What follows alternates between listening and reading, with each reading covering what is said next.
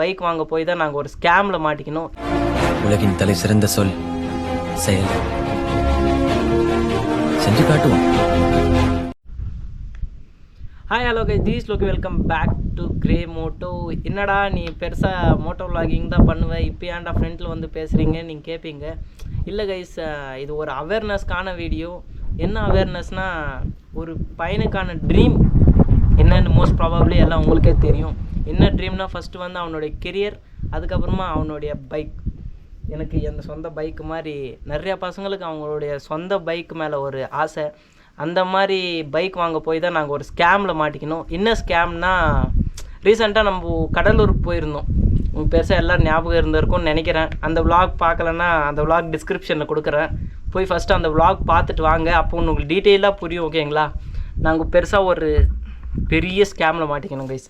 அது என்னென்ன ஸ்கேம்னு நான் உங்களுக்கு டீட்டெயிலாக சொல்கிறேன். எல்லாம் பக்காவாக நோட் பண்ணி வந்திருக்கேன் கைஸ். எதுக்காக நான் இப்போது ப்ரெசென்ட் இப்படி நோட் பண்ணி வந்திருக்கேன்னா, எல்லாம் மறந்துடுவோம் இல்லையா, அதனால தான் நான் நோட் பண்ணி வந்திருக்கேன். லொக்கேஷன் வேறு செம்மையாக இருக்குது, பின்னாடி பேக்ரவுண்ட் வேறு வெறித்தனமாக இருக்குது. எனக்கே செம்மையாக இருந்துச்சு பார்த்ததுக்கு, ஓகேங்களா. இப்போது என்ன நடந்துச்சு, நாங்கள் எப்படி ஸ்கேமில் மாட்டியிருந்தோம் உங்களுக்கு டீட்டெயிலாக சொல்கிறேன். அந்த ஸ்கேமர் பேர் என்னென்னா, 2 பேர் இருக்குது. எங்களுக்கு சொன்ன பேர் என்னென்னா ஆல்பர்ட் ராஜ் ஒன்று, அதுக்கப்புறமா ரைட், ஓகேங்களா. பைக் டீட்டெயில்ஸ் என்னென்னா, ராயல் என்ஃபீல்ட் கிளாசிக் 350 தான்.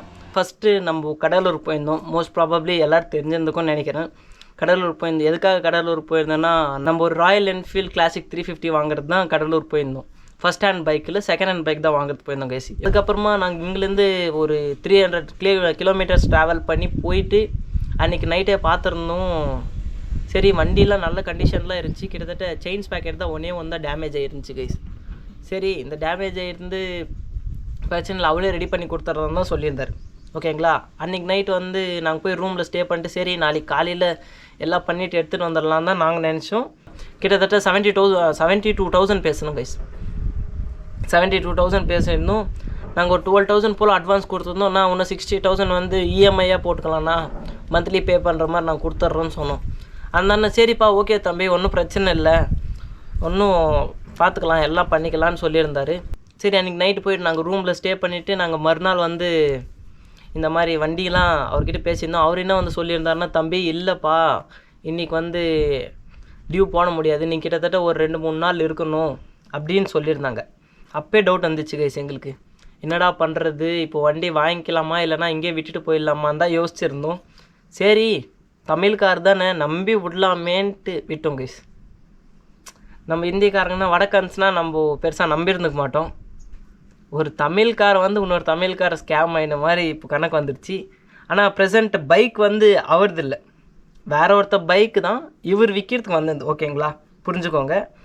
அப்புறமா அங்கே நாங்கள் என்ன சொல்லியிருந்தோன்னா, நான் எதனா கொஞ்சம் பார்த்து பண்ணி விடணும், இன்றைக்குள்ளே முடிச்சிருங்கண்ணா நான் சொல்லியிருந்தேன். தம்பி நீ கட்டாயமாக ஆகாதுப்பா, நாங்கள் சிதம்பரத்துக்கு தான் போயிட்டு பைக் டியூ போட்டோம் அப்படின்னு சொல்லியிருந்தாங்க. சரி, என்ன கொஞ்சம் அட்வான்ஸ் கொடுத்துட்டு போங்கப்பான்னு சொல்லியிருந்தாங்க. நாங்கள் அட்வான்ஸ் எவ்வளோ பே பண்ணியிருந்தோன்னா, ஃபஸ்ட் நாள் போகிறப்போ ஒரு 2,000 பே பண்ணியிருந்தோம். அன்றைக்கி அவர் சொல்லியிருந்தார், தம்பி ஒரு 12,000 பே பண்ணிவிடுங்க, சாரி 20,000 பே பண்ணிவிடுங்க சொல்லியிருந்தார். என்னோடய ஃப்ரெண்ட் என்ன சொல்லியிருந்தான், அவன் மேலே இன்ட்ரெஸ்ட்டே இல்லைடா, வண்டி வந்த அப்புறமா நம்ம எல்லாம் கொடுக்கலான்னா நான் சொல்லியிருந்தேன். சரி நானும் ஒத்துங்கினேன் கைஸ். அதுக்கப்புறமா சரி மறுநாள் வந்து செகண்ட் டே, இது நடந்தது செகண்ட் டே வந்து ஃபஸ்ட்டு டே, இது வந்து செகண்ட் டே என்ன நடந்துச்சுன்னா, அவருக்கு மார்னிங் ரூமில் வந்தார். ரூமில் வந்து ஒரு அட்வான்ஸ் என்ன கொடுங்கப்பான்னு சொல்லியிருந்தார். நாங்கள் ஒரு 10K போல் கொடுத்துருந்தோம். இப்போ நோட் பண்ணி வச்சுக்கோங்க எவ்வளோ கொடுத்துருந்தோன்ட்டு. ஃபஸ்ட்டு ஒரு 2K first day, second day வந்து ஒரு 10K கொடுத்துருந்தோம். கிட்டத்தட்ட ஒரு 12K ஆகிடுச்சு. நான் இங்கே ப்ரூஃப்ஸ் எல்லாம் இங்கே போடுறேன், ஓகேங்களா, இங்கே சைடில் ப்ரூஃப்ஸ் எல்லாம் போடுறேன். அதுக்கப்புறமா நாங்கள் என்ன சொல்லியிருந்தோம், நான் இந்த மாதிரி எப்படின்னா உங்களை நம்புறதுன்னு கேட்டிருந்தோம். அவர் என்ன வார்த்தை சொல்லியிருந்தாருன்னா, தம்பி ஒரு தமிழ்காரன் வந்து இன்னொரு தமிழ்காரன் தான் நம்புவான், நீங்கள் எப்படி என்னை நம்பலான்னு சொல்லியிருந்தார். அந்த ஒரு வார்த்தைக்காக தான் நான் ட்ரஸ்ட் பண்ணிவிட்டு அவர்கிட்ட வந்தேன். கடைசியில் நாங்கள் வந்து ஏமாந்துட்டோம், ஓகேங்களா. அதுக்கப்புறமா அவர் ஒரு அக்ரிமெண்ட்னா பெருசாக இன்னும் இல்லை கைஸ், இந்த பாண்ட் பேப்பர் எழுதி அக்ரிமெண்ட்லாம் இல்லை, ஒரு A4 ஷீட்டில் எழுதின மாதிரி தான். அந்த பேப்பர் நான் தான் போயிட்டு கீழே போய் வாங்கி வந்து கொடுத்துருந்தேன்.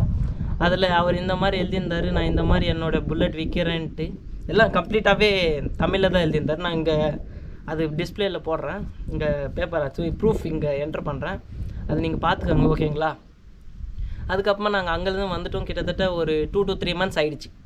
2 to 3 months ஆகிடுச்சு. அவர் என்ன சொல்லியிருந்தாருன்னா, தம்பி இன்றைக்கி போடுறேன், நாளைக்கு போடுறேன், இது மாதிரி எமர்ஜென்சியாக இருந்துச்சு, எனக்கு கால் உடஞ்சிச்சு, அது இது சொல்லுங்கள். சரி, அதெல்லாம் ஒரு பர்சனல் விஷயம்.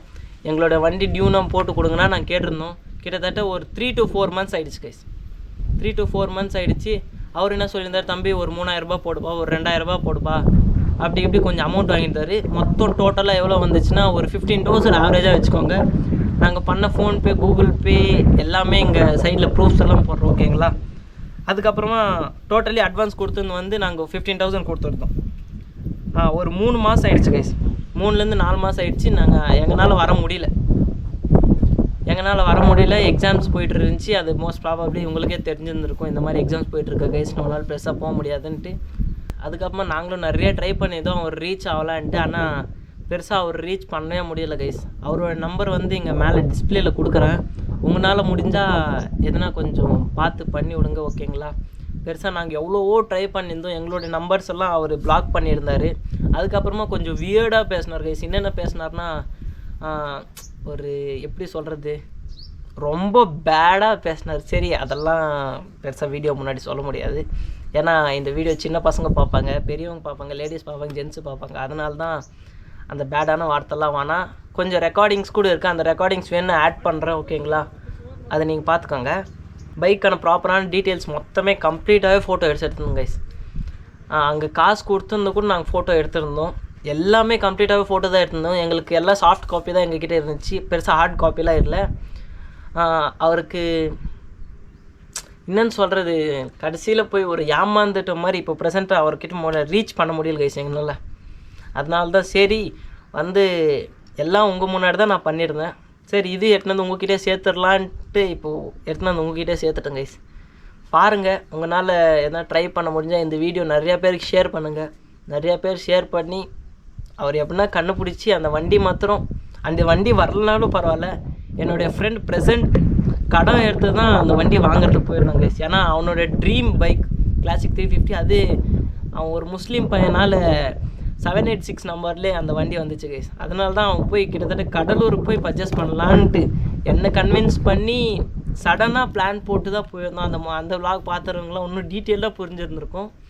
நாங்கள் சடனாக பிளான் போட்டு தான் போயிட்டு அன்றைக்கே முடிச்சுட்டு வந்துடலாம் தான் நான் எக்ஸ்பெக்ட் பண்ணியிருந்தோம். ஆனால் சூழ்நிலை பிரச்சனைனால ஒரு நாள் அங்கே ஸ்டே பண்ண வேண்டியதாக இருந்துச்சு கைஸ். கம்ப்ளீட்டாகவே ஒரு கிட்டத்தட்ட ஒரு 20,000 கடன் எடுத்து தான் போயிருந்தோம். சரி, ஒன்றும் பிரச்சனை இல்லை. எல்லா ப்ரூஃப்ஸுமே நாங்கள் என்னென்ன பண்ணியிருந்தோம் எல்லா ப்ரூஃப்ஸுமே நான் இங்கே பர்சனலாக ஆட் பண்ணுறேன் கைஸ் ஓகேங்களா. உங்களால் முடிஞ்சிருந்த ஒரு சின்ன சப்போர்ட். ஏன்னா ப்ரெசென்ட் அந்த பையனால் ஒன்றுமே பண்ண முடியல. நாங்களும் எவ்வளவோ ட்ரை பண்ணியிருந்தோம், எப்படி ரீச் பண்ணலாமோ அப்படிலாம் ரீச் பண்ணுவோம் கைஸ். ஆனால் எதுவுமே எங்களால் முடியல. அதான் லாஸ்ட்டுக்கு உங்கள்கிட்ட வந்து நான் இந்த ஹெல்ப் கேட்குறேன் ஓகேங்களா. கிரே மோட்டோ பவர் என்னன்னு நீங்கள் கொஞ்சம் காட்டுங்க ஓகேங்களா.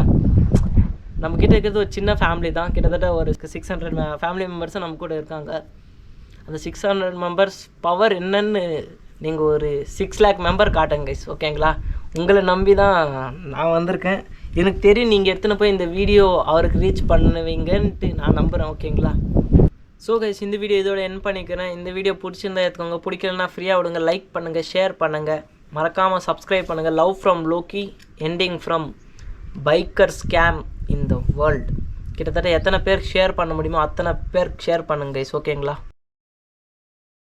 கைஸ், எனக்கு அங்கேயே ரிலேட் ஆச்சு. இவர்கிட்ட வண்டி வாங்கலாமா வானாவான்ட்டு. அவர் என்ன கேட்டிருந்தாங்கன்னா, இதெல்லாம் நடந்தது செகண்ட் டே தான். என்ன கேட்டிருந்தாங்கன்னா, தம்பி இந்த மாதிரி குடிக்கிறீங்களா நீங்கள், வாங்கி எதுனா குடிக்கலான்னு சொல்லியிருந்தாங்க. நான் என்ன சொல்லியிருந்தேன், இல்லைண்ணா எங்களுக்கு அந்த மாதிரி குடிக்கிற பழக்கம்லாம் இல்லை, நாங்கள் ட்ராவல் பண்ணுறோம், அதனால் பெருசாக எங்களுக்கு குடிக்கிற பழக்கம்லாம் இல்லைனான்ட்டு. அப்போ எனக்கு ரிலேட் ஆகிடுச்சு கைஸ். சரி, இவர்கிட்ட வண்டி வாங்கலாமா வானாவான்னு நான் அப்போ எனக்கு அந்த மைண்ட் செட்டு போயிட்டு, சரி அவர் ஒரு ஃபேக்ட்ரி ஓனர், என்ன ஃபேக்ட்ரி ஓனராக முந்திரி ஃபேக்ட்ரி ஓனர்னு எங்களுக்கு சொல்லியிருந்தார். அந்த ட்ரஸ்ட்டுனால தான் போயிட்டு அவர்கிட்ட பைக் வாங்கியிருந்தோம் கைஸ். அவர் எதுக்காக எங்களுக்கு ப்ரெசென்ட் பைக் விற்கிறாங்கன்னா, கொஞ்சம் ஃபைனான்ஷியல் ப்ராப்ளம் இருக்கிறதுனால தான் எங்களுக்கு பைக் விற்றுருந்தார்.